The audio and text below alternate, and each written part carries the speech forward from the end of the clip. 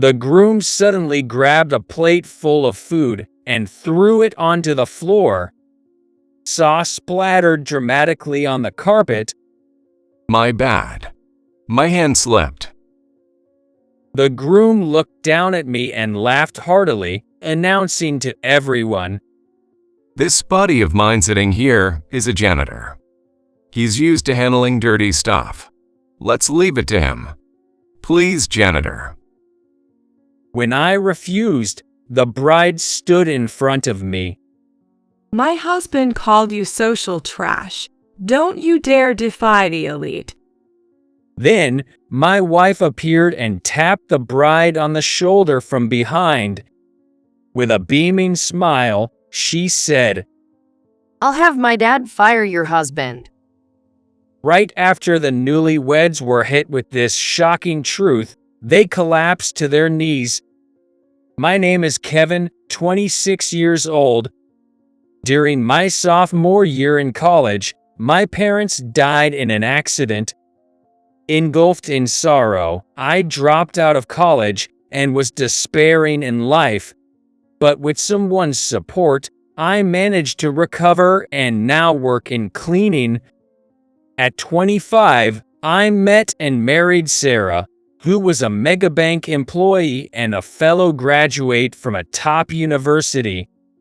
She was a corporate sales representative at the branch, light on her feet and detailed in her work, earning her a reputation for steady sales performance and whispers of a future executive role. My dream is to work in the heart of the American economy. I always felt insecure during our dating days, wondering if I, with my mismatched educational and professional background, could truly make her happy. However, Sarah laughed it off, saying it didn't matter. I still remember the day she tearfully accepted my proposal as if it were yesterday. She had her challenges too. How is it? Sarah asked as she stared at me from across the table while I ate.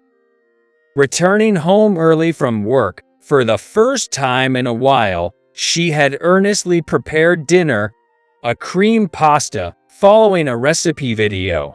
Honestly, it wasn't great. The noodles were overcooked, the sauce bland, and the broccoli pieces were tough. But I was happy with her effort, regardless of the taste. Yeah, it's delicious. I ate heartily, trying not to let on. But Sarah, with a disappointed look, propped her cheek with her hand. Kevin, your nose swells when you lie. I instinctively covered my nose. Why? I followed the recipe exactly. Seeing her downcast, I couldn't help but laugh. That's terrible. Laughing at me. Sarah pouted and glared at me. Sorry, it's just, you're so competent at work, yet cooking seems to be your only flaw. Upon hearing this, she crossed her arms and analyzed herself with a stern look. See, my parents are divorced, right? I was taken by my mom, but she was too busy with work to cook much. So it was mostly takeout or dining out. I guess I just never got interested in cooking. So, it's all my dad's fault. I looked at my pouting wife and finally asked something I had been curious about. Do you see your father? Once when I started my job, and just a few phone calls a year. It's better to see him when you can. You never know when you won't get the chance again. I was reminded of my deceased parents. Kevin. Sarah placed her hand over mine on the table and said, I'll think about it. That day, I was cleaning the exterior of an office building. It had been a while since I teamed up with a 45-year-old cleaner named James. James is a veteran janitor with a first-class building cleaning technician certificate. He was the person the boss trusted the most. The day's work involved high-altitude tasks performed by lowering ropes from the rooftop. Since the work is done while sitting on a swing-like seat, it's referred to as swing stage work. I'm not particularly afraid of heights, but the work was risky, and one mistake could lead to an accident. So I was nervous. Kevin, don't neglect checking the equipment. The boss specifically asked me to ensure you don't have any accidents. We can have Sarah become a young widow. Yes. I took James's words to heart and performed each task with care. After 5 hours, all the work was safely completed. I was cleaning up the pylons and ropes used in the no-entry area during the work. Suddenly, my name was called. Kevin. I turned around in surprise, and there was Bob, who was in the same seminar group in college. Bob. I removed my helmet in shock. Bob looked me up and down, scrutinizing me from head to toe, and sneered as he said, Seriously? You dropped out of college and became a janitor. That's wild. Bob has always been this way. He judges people based on their appearance, occupation, and income. He decides how to associate with them based on what benefits him. It's no surprise, but he's still an unlikable guy. What are you doing these days? I asked him while bundling the ropes tiredly. Me? Oh, nothing impressive. Just a humble banker. Bob said that deliberately while walking around to face me, straightening his suit collar, and flaunting his company badge. It was a familiar badge. That badge is from Sarah's bank.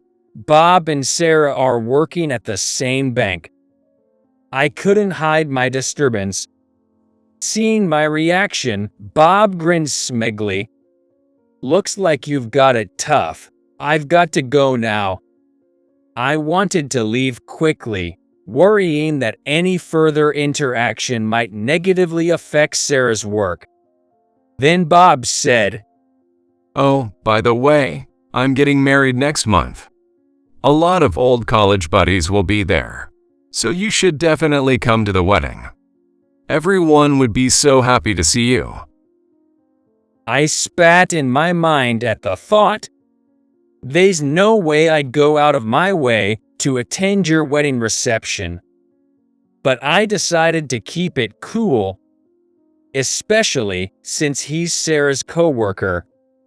It's better to play it safe, not knowing the nature of Bob and Sarah's relationship. That's congratulations. I'd love to attend and celebrate, but unfortunately. Glancing over, I saw Bob smirking at me. He must think I'd be too ashamed of my own background to attend an elite wedding and was trying to make me come up with an excuse for not attending. He probably planned to use this as fodder to mock me while drinking with the others. Fine, if that's how it is, I'll proudly show up. I've got nothing in my life to be ashamed of. I had lost my composure. With a broad smile, I said, Oh, I'd be delighted to attend. Then Bob looked at me with a surprised expression, his eyes lighting up as if he had seen something unexpected.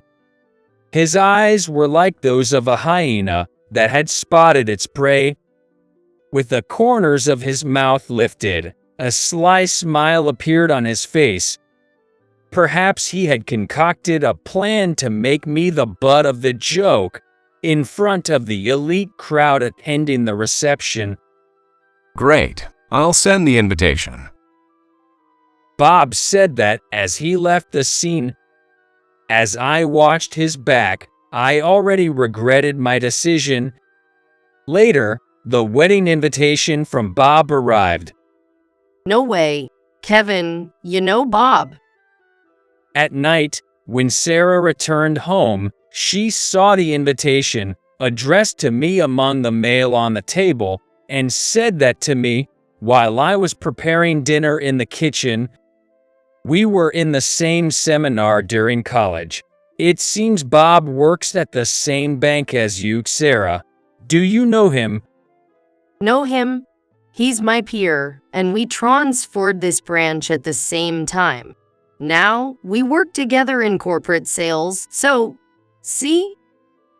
Sarah said this and pulled out her own invitation from her bag to show me. Are we both attending the same wedding? Knowing that Bob and Sarah were in the same corporate sales department at the same branch made me regret even more that I had agreed to attend. It's a small world. I had no idea Bob was your friend. I'll try to maintain a better relationship with him from now on, no matter how infuriating it can be. Sarah said that in a reflective tone while eating dinner. What does that mean? I asked her as I was curious. Well, Sarah then told me about her experiences with Bob. Bob is in corporate sales, just like Sarah, but he has a haughty attitude, looking down on others based on their family background and education, often belittling his colleagues. Because of this, teamwork is disrupted. The workplace atmosphere has deteriorated, and it's starting to negatively affect the work of those he has belittled.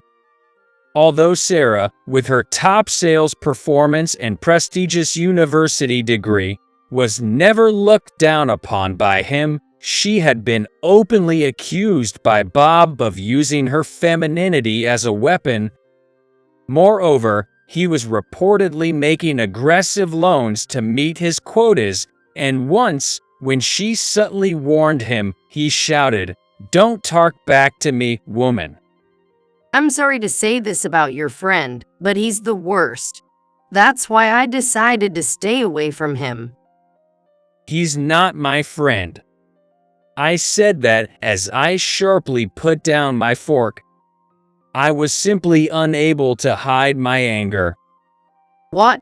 I thought you were close, since you're invited to his wedding. It's okay. He's been rotten since college. You don't have to deal with him anymore. Sorry for making you feel bad. I said that as if to throw it out. Why are you apologizing, Kevin? Sarah looked at me, laughing and seemingly surprised.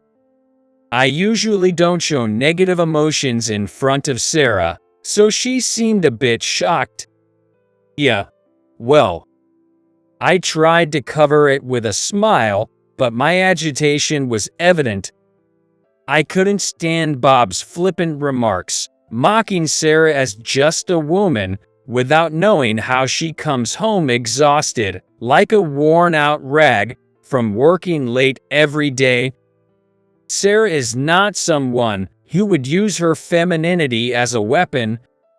Her sincerity and straightforwardness in everything she does are what I know best about her. I met Sarah 3 years ago, while cleaning the floors of a large building housing several major companies. We have a contract for daily cleaning and a monthly thorough cleaning.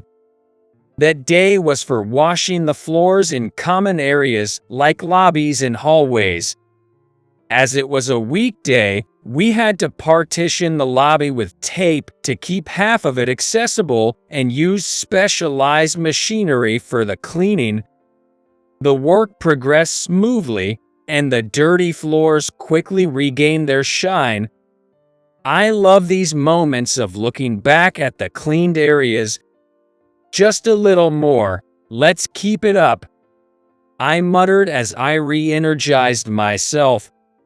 Then, a young male office worker from some company passed by, returning from outside. As he walked by, he casually threw a trash bag onto the floor, now slick with detergent, and said, "Take care of this too." I picked it up and looked inside. In the trash bag, there were leftovers from a convenience store meal and empty coffee cans, perhaps eaten at some park during rounds outside. "Hey, wait a minute." I called out to the young man's back, but he kept walking without turning around. I was angry but held back, worrying that causing trouble might risk our cleaning contract with the building. Then, I saw a woman snatch the trash bag from my hand and run after the man. Please wait. The woman, shouting, sprinted fiercely to chase after him. I watched the scene in astonishment. Clean up your own trash. Even a kindergartner knows that. The woman said that as she thrusted the trash bag back at the man waiting for the elevator.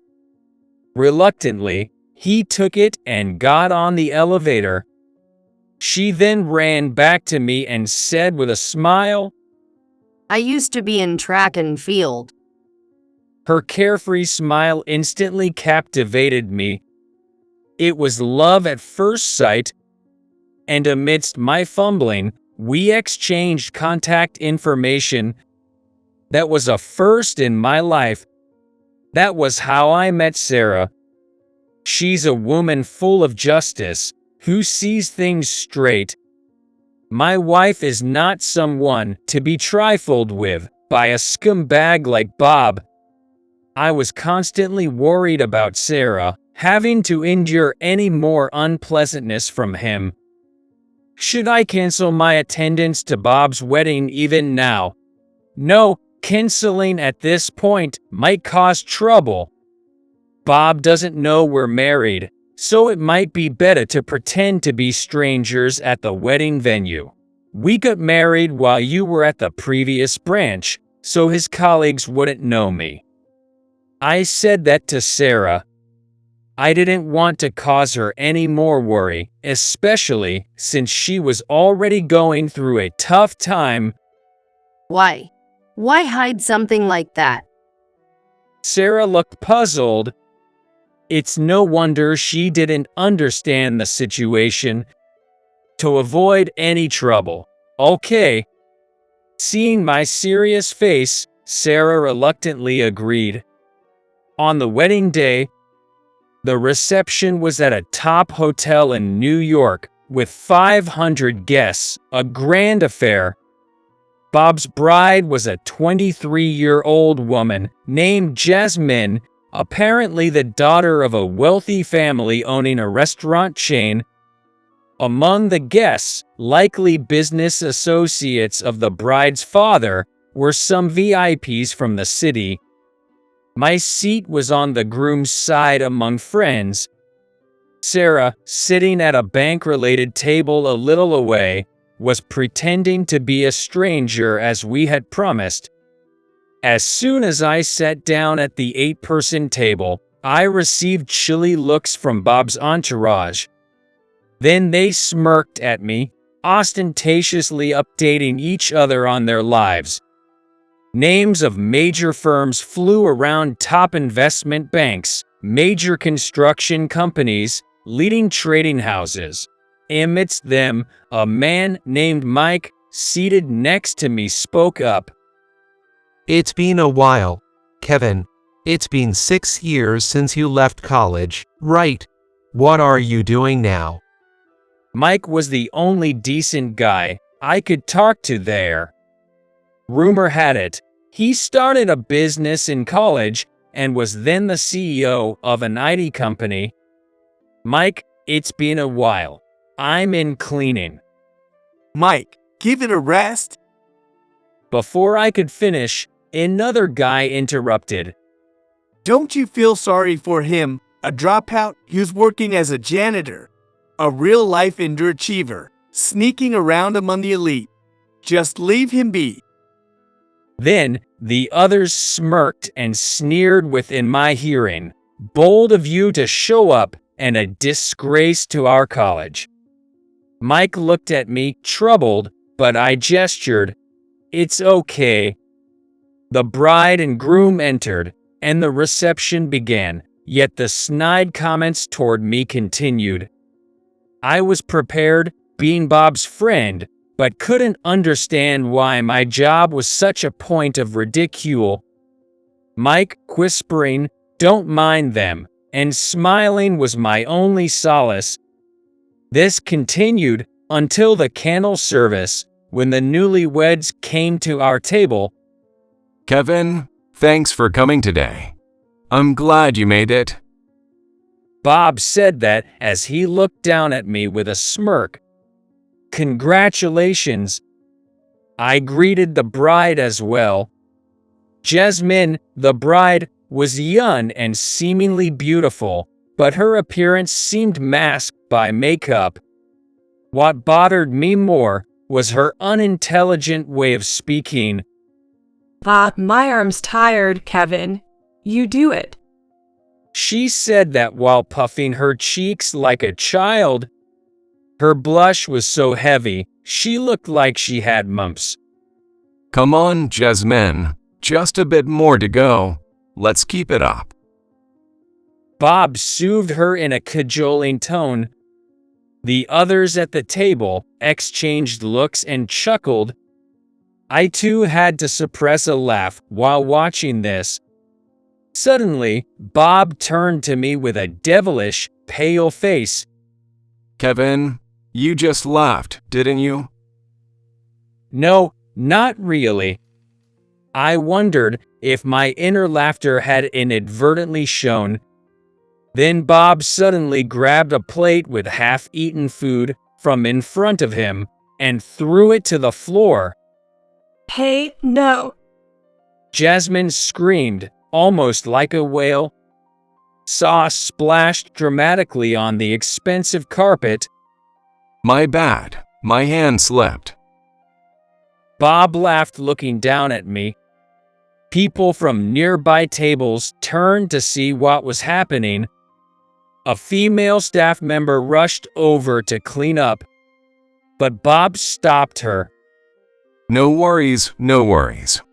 My friend sitting here is a janitor, used to cleaning up buildings and such. He's accustomed to handling dirty stuff. So let him do it. Please, janitor. But to ask a guest to do such a thing. She began, but Jasmine interrupted. Just do what Bob says. And she dismissed the staff.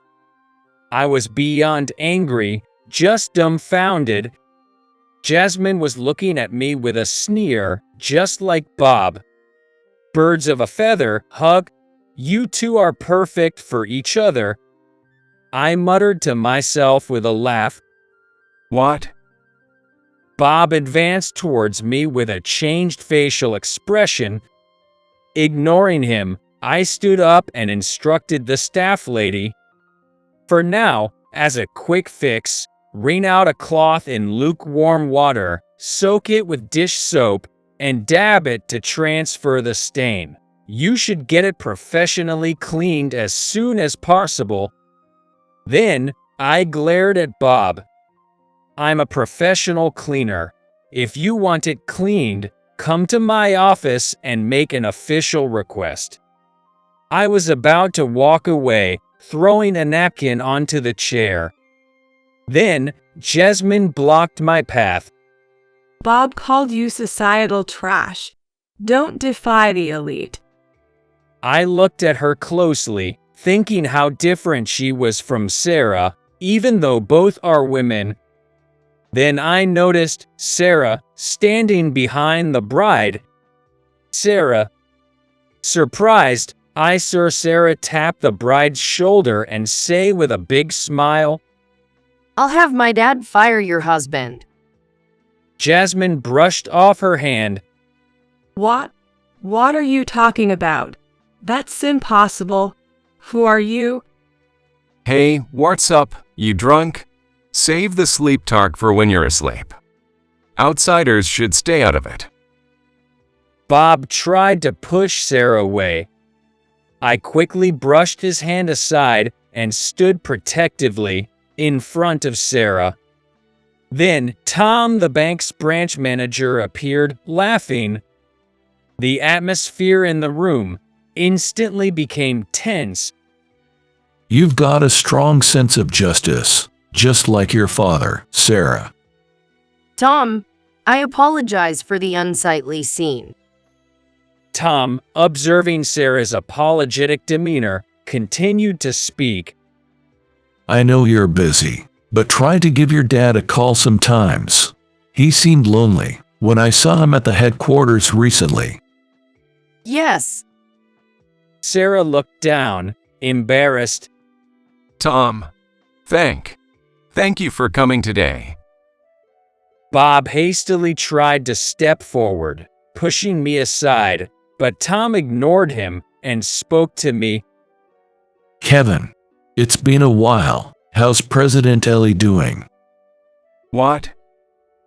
Bob stared at me, dumbfounded. Tom, sorry for the late greetings. My aunt is as lively as ever, working hard every day. Tom nodded with a smile, saying, I heard she's starting a new welfare-related business. She's delighted to have you as her successor. Says it gives her work more meaning. Bob and Jasmine looked at us, utterly confused. Tom, Sarah's father is?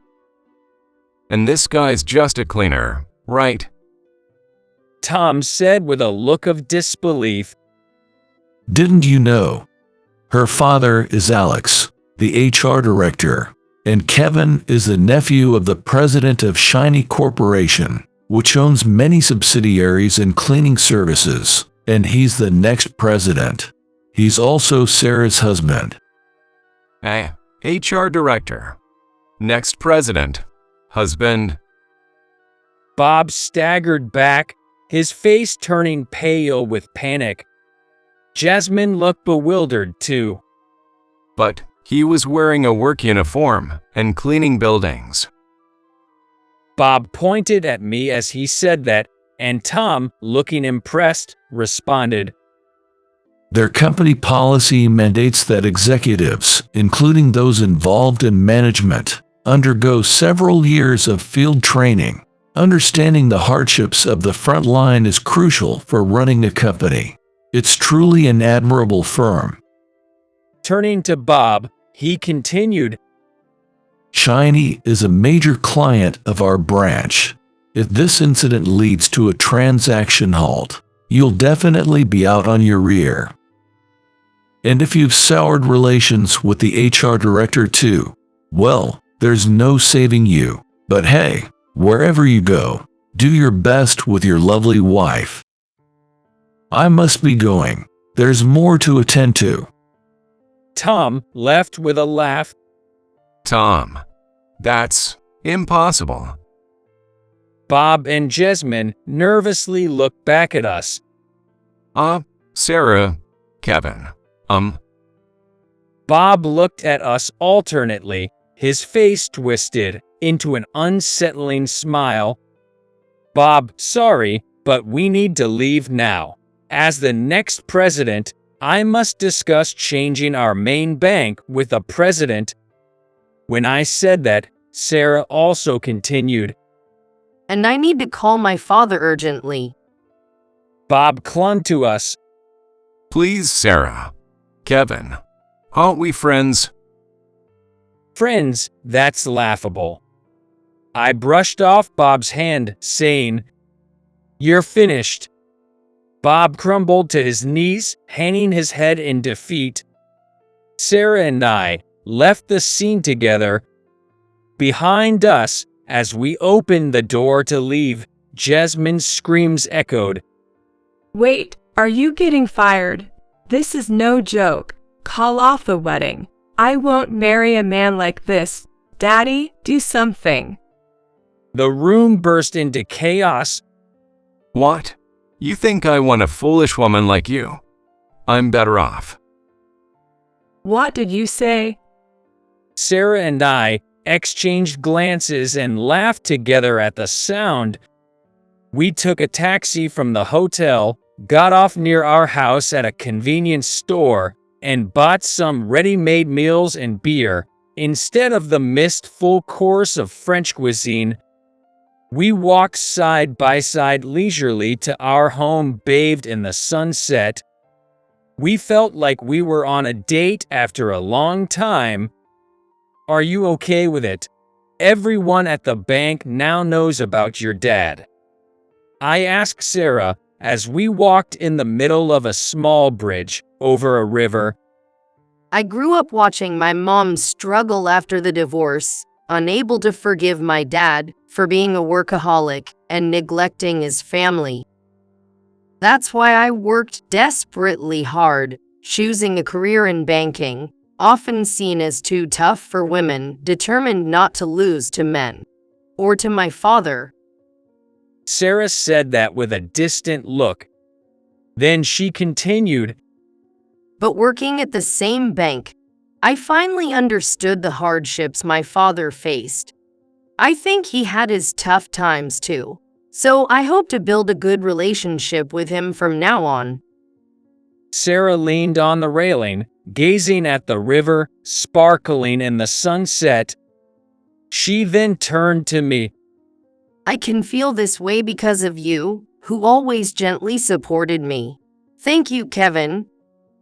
Her smile made me blush a little. Let's have dinner with your dad sometime. Sarah nodded happily at my suggestion. Later, according to Sarah, Bob's wedding reception turned into a mess afterward. It wasn't just the bride and groom. A huge fight broke out involving their parents and relatives who had been against the marriage from the start, leading to the cancellation of the reception. The couple split up, and the engagement was broken. As for Bob, he was transferred to a subsidiary of the bank afterward. He was completely off the promotion track.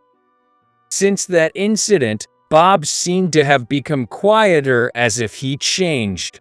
But people don't change that quickly, so he's bound to slip up again soon. Years later, Sarah was transferred to the main office, working daily in the HR career group, conducting external training and programs to support female employees' growth. She was also putting effort into creating a work environment where women could balance work and parenting, becoming notable as a female executive in the media. As for me, after finishing my field training, I was receiving formal successor training under the president. You're really looking good in a suit. I wish your brother and sister-in-law could see you. I spend my days dressed in an unfamiliar suit, accompanying the president on visits to clients. Ellie would sometimes say such things and become tearful. At the end of the day, I stood on the usual bridge and watched the sunset. Lately, I've been feeling how truly fortunate it is to have a fulfilling job. I wish I could tell my younger self, who suddenly lost his parents, dropped out of college, and was despairing, about the happiness that was yet to come. Kevin? Startled by my name being called, I turned around to see Sarah, walking towards me with a smile, waving her hand. Welcome back. You're home early today. Sarah approached me, slightly embarrassed, and said, I left work early today to go to the doctor. Are you okay? Is something wrong? I asked, surprised. Sarah didn't answer, but smiled brightly and pulled an ultrasound photo from her bag. Hiding half of her face with it, she looked at me with tears in her eyes. It's 3 months. Overwhelmed with joy, I instinctively hugged Sarah. We're going to be parents. She said that with tears in her voice. Oh, I wish I could tell my younger self that I am incredibly happy now.